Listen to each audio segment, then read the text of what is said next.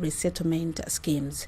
She emphasized that the initiative will construct and upgrade 35 kilometers of critical access roads connecting residential areas, service centers, schools and farms. Ms. Ngomesha highlighted that this development will enhance access to services, markets and economic opportunities, fostering sustainable growth. Under the development of basic infrastructure and resettlements for displaced persons and the host community project. This agreement reflects a shared vision and strong commitment by all parties present to build inclusive, resilient and empowered resettlement schemes in Zambia. Through this partnership, we are translating policy into. Meanwhile, UNDP representative James Wakiaga praised government's commitment to addressing the urgent development needs of displaced persons. He noted that the signing ceremony marks a significant milestone in operationalizing the agreement, backed by a funding allocation exceeding $30.8 million. With a view to ensuring that effective delivery of all the planned activities as well as the objectives of this project. It's important that this project does pay special attention to gender, to disability inclusion, as well as to climate responsiveness. And hence I'd like to just remind that UNDP remains very intentional in ensuring that this infrastructure being provided through the project is gender responsive and is inclusive. In Zambia, National Service Director of the Land Development Branch, Brigadier General Jafen Mukanda, assured that ZNS will effectively implement the project and maintain high-quality standards in its execution. Moving as soon as possible, immediately when we receive the funds. I want to assure you that as Zambia National Service, we are going to offer quality of these works. I believe we have got 25 kilometers in Mayukwa and the footbridge, whereby we're supposed to do in about 10 maps and 4 maps. But believe me, we want to really to show that we reduce. The commander said this 10 maps is for the contract, for the client. But for Zambia National Service, we have to reduce. Economic Front Party leader Winter Kabimba has criticized successive administrations for failing to learn from the deaths of past Republican presidents, calling for institutional and constitutional reforms to better handle such national tragedies. Speaking on Sunday interview on ZNBC, Mr. Kabimba observed that despite Zambia having experienced multiple transitions due to the passing of sitting or former heads of state, the country continues to respond with emotion and improvisation instead of relying on a clearly defined framework.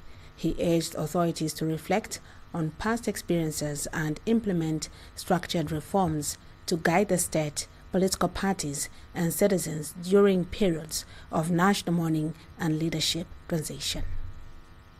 After Dr. Kaunda's situation, nobody wanted to raise the issue again. Like, who told you that somebody else will die? Okay? So we go back to our usual business until you get to a situation like this again. And I can tell you that even after this, I doubt if anybody is going to say, guys, let's sit down now. What do we do in the future? Because then they'll be saying, are you saying HH is dying? So everybody then withdraws again until you reach another crisis. Mr. Kabimba also raised concerns about political manipulation overshadowing the mourning period for late former President Edgar Lungu. He noted that certain actions taken after Mr. Lungu's passing have misrepresented the former head of state's character. Further criticizing the politicization of funeral arrangements, Mr. Kabimba warned that such conduct undermines the dignity of the presidency and threatens national unity. That ECL would have said that if he died today, he doesn't want HH anywhere near his funeral. I can't believe that. I had many meetings with ECL after he lost power to HH. He complained about HH. He complained that his family was being persecuted, that reading ECL's body language and even listening to him, I didn't see the hate in his language, in his face against HH that is being depicted today when he is no more. So for anybody to say that they are doing what they are doing, whether as family or as family representatives or as PF, because that would be the wish of ECL, I refuse. That it cannot. Zambia has secured a $40 million solar investment for Eastern Province under the Presidential Solar Initiative aimed at expanding access to clean, affordable and reliable energy, particularly in underserved areas. The signing ceremony, officiated by Energy Minister Makozo Chikote, is a strategic partnership between Zambian firm Accuro Logistics and international investor Baker Global Capital Africa for the deployment of 50 megawatts of solar power across 209 public institutions in Eastern Province. The initiative targets an additional of 1,000 megawatts of solar energy to the national grid by 2025. Solar installations will benefit essential public institutions, including schools and hospitals, enhancing service delivery and improving the quality of life for communities in Eastern Province. Baker Global Capital Africa founder and principal officer Douglas Baker said his firm was proud to be contributing to long-term solutions for Zambia's electricity deficit. Mr. Baker expressed commitment to delivering high-quality solar energy solutions that directly benefit the Zambian people and support the country's development goals. And Accuro Logistics Chief Executive Officer Chola Katai thanked government for its continued support to local investors, saying the enabling policy environment had made it possible for Zambian businesses to participate meaningfully in national development. Government has reaffirmed its commitment to promoting children's welfare and recognizing their crucial role in the development of the nation. In commemoration of the Day of the African Child, officially opening the National Children's Symposium 2025, themed Planning and Budgeting for Children's Rights, Progress since 2010, being held in Kitwe, District Commissioner Wans Mongonomo stressed the importance of listening to children and involving them in decision-making processes that affect their lives. Mr. Ngonomo highlighted government's commitment to promoting children's welfare, citing the enactment of the Children's Code Act No. 12 of 2022 as a significant milestone. He emphasized that children's rights are not charity, but rather legal and moral obligations that require intentional, inclusive, and sustained investment. The DC called for child-centered policies, transparent budgeting, and increased allocations to education, healthcare, nutrition, and protection services to ensure that children's rights are fully protected. You are not too young to speak. Share your experiences. Ask for what you need. Commemorating the Day of the African Child, let us renew our promise to plan with foresight, to budget with justice, and to act with urgency. Let us ensure that progress is not only measured by statistics, but by the smiles, health, safety, and potential of every child. And Minister of Community Development and Social Services Chief Child Development Officer Gerald Tembo encouraged participants to embrace the Child's Code Act responsibly, taking into consideration their responsibilities and duties. We've had challenges when we go out there because as a child, when a parent is trying to correct you, something that is detrimental to your progress, to your education, you want to quote the law. The law provides for your protection, but it also gives you responsibilities. I would quote one responsibility as a child. You as a child have a responsibility to contribute to the welfare of the family, positively, the community, and the nation at large.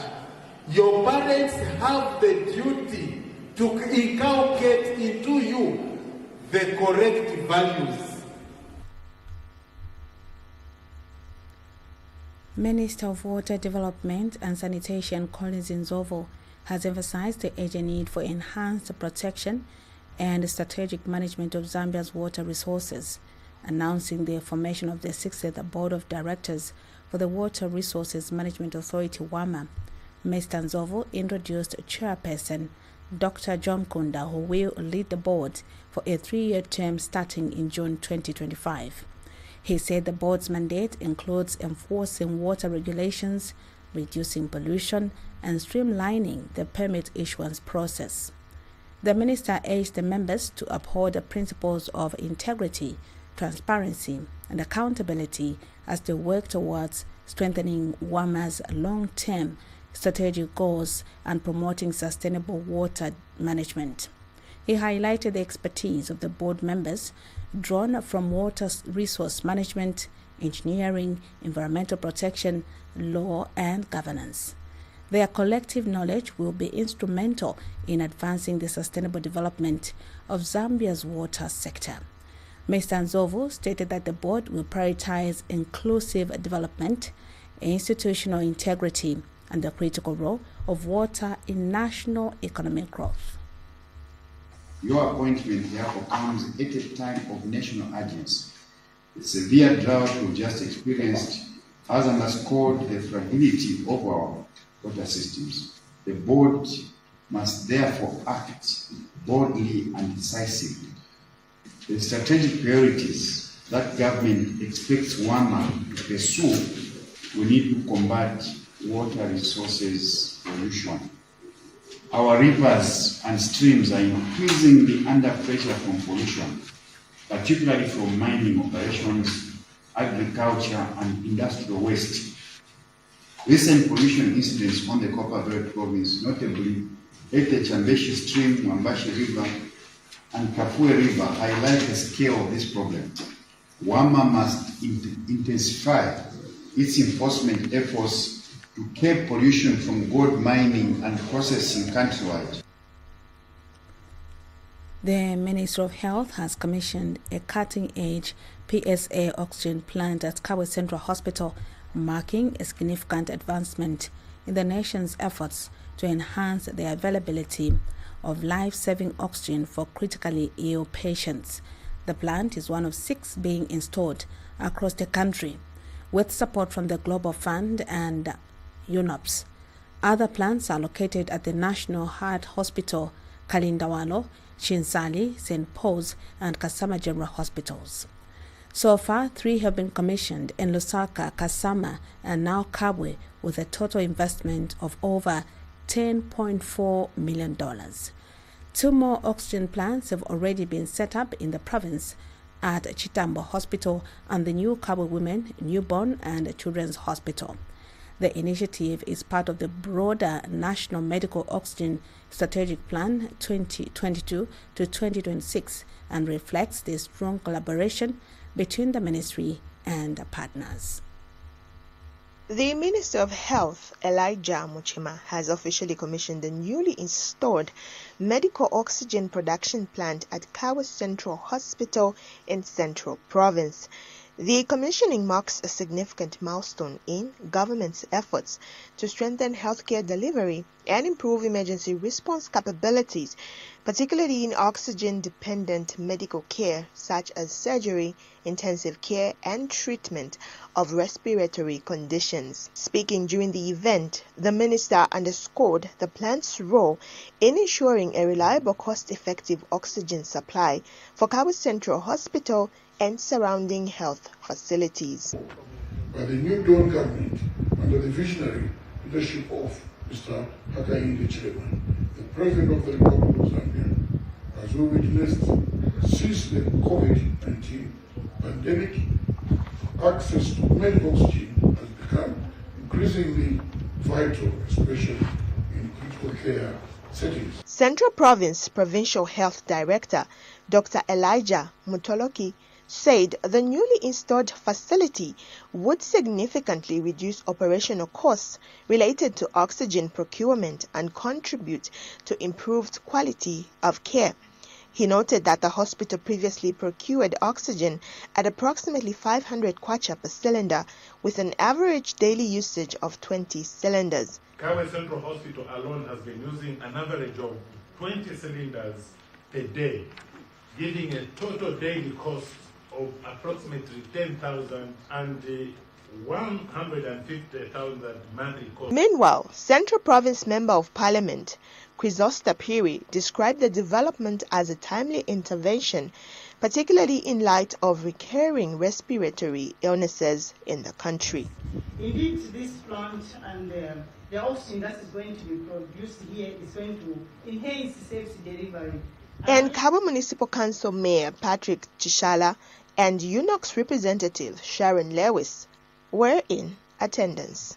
The management of this facility will ensure that maintenance and everything else that goes with making sure that it is top-notch is put in place. Facility and this infrastructure, it's a milestone in our collective efforts to strengthen Zambia's healthcare system. The move is expected to reduce dependency on distant suppliers and cut turnaround time for critical patients in the need of oxygen therapy. The facility is part of a broader government strategy to decentralize healthcare infrastructure and improve resilience within the public health system. Reporting for Sun FM TV News, I'm Mama Shanshima, Central Province. Church leaders have been urged to remain non-partisan, with warnings that aligning with political parties could jeopardize national unity and compromise the spiritual integrity of the church. Speaking at a media briefing in Lusaka, Bishop Dr. Kriv Nyambe of the World Encounter Global Bible Ministry expressed concern over instances where churches openly endorsed political figures in past elections, a trend he described as detrimental to both the church and the nation. Bishop Nyambe called on the clergy to uphold neutrality and inclusivity, ensuring they minister to all congregants regardless of political affiliation. He emphasized the importance of a respectful relationship between the church and government in fostering good governance, cautioning that any government that disregards the church's voice risks failing in its leadership mandate. Reflecting on the passing of former President Edgar Lungu, Bishop Nyambe described the loss as a divine call for national unity. He noted that Mr. Lungu's return to active politics before his death may have contributed to heightened political tensions ahead of the 2026 general elections. The clergyman further expressed optimism for a peaceful electoral process and national reconciliation. To say he wants us not to be divided. He wants us to be a people that should have one voice. Why do I say so? Is because, to me, those who advise our late president to take a political stance actually did us a disfavor as a nation. Because, to me, he was supposed to be a father figure for the nation. He was supposed to be someone we can run to when there are conflicts with anything to do with the governance. That was supposed to be his mandate, his role as having served his tenure. But what I could see is him coming back into politics was going to bring disaster for the 2026 elections. Minister of Commerce, Trade and Industry Chipoka Mulenga has urged Chinese investors and partners to explore the growing range of economic opportunities in Zambia. Speaking during his tour of Zambian stands at the China-Africa Economic and Trade Expo in Changsha, Mr. Mulenga reaffirmed Zambia's commitment to strengthening economic ties with China through increased trade, investment and innovation exchange. Mr. Mulenga emphasized the importance of visibility and persistence in global trade forums. He assured Zambian traders that the government remains committed to facilitating their continued participation in international exhibitions such as CATE. He further instructed the Zambian embassy in China to actively monitor and identify new opportunities for Zambian businesses to engage in trade fairs and investment forums. The China-Africa Economic and Trade Expo, held biannually in Changsha, is a flagship event fostering economic cooperation between African nations and China to explore opportunities for trade, investment and technology transfer. This is contained in a statement issued by Second Secretary Communications Catherine Kashoti at the Zambian Embassy in China. We now take a break. We return with the sports news. Stay tuned. Win namamuli 1 million na ABSA. Play your cards right, Muntu Andy, and you could win big. Simply tap or swipe any of your ABSA cards 5 times in a month, and you could be one of 10 lucky winners to take home a cheap 10-pin in monthly prizes or walk away with a grand prize of 250,000 kwacha. Chaliroku, and you cannot afford to not get lucky. Use your ABSA card to enter the draw. Terms and conditions apply. Your story matters. ABSA.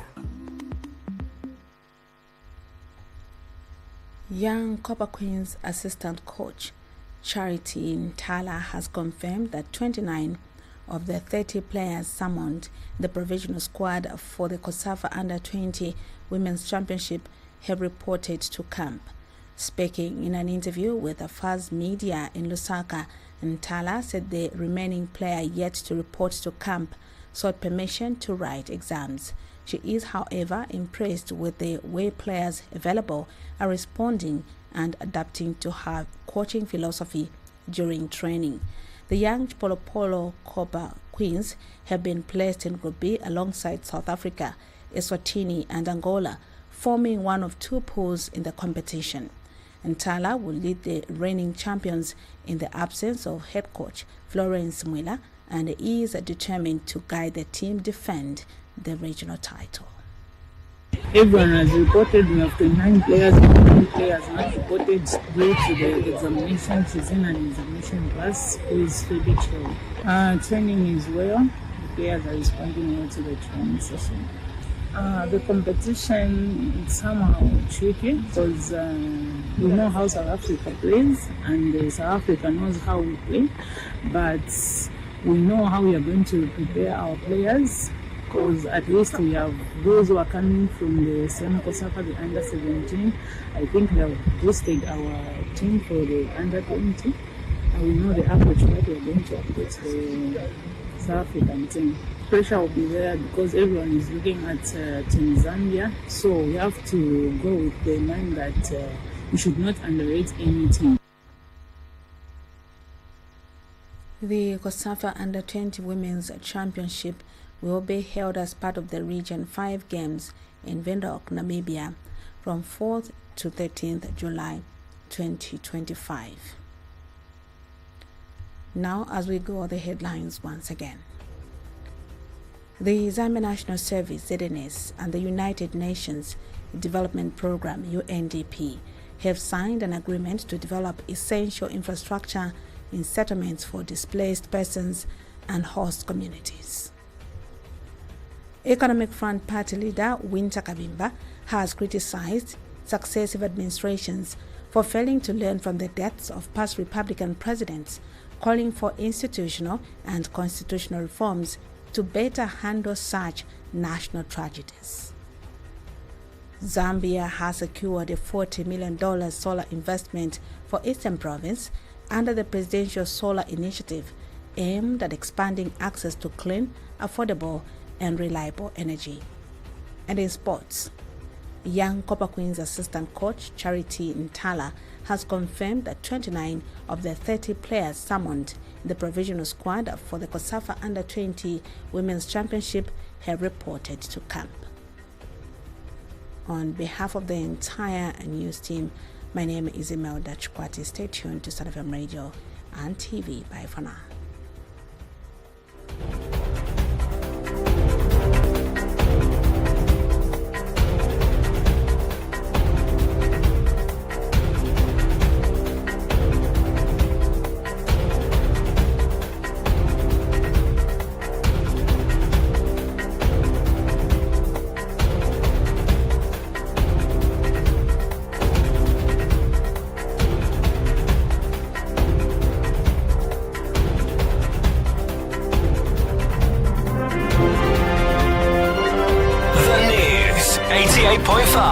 Sun FM. A comprehensive coverage of local and national news, business, politics, and sports. The Sun FM News was brought to you by ABSA. Your story.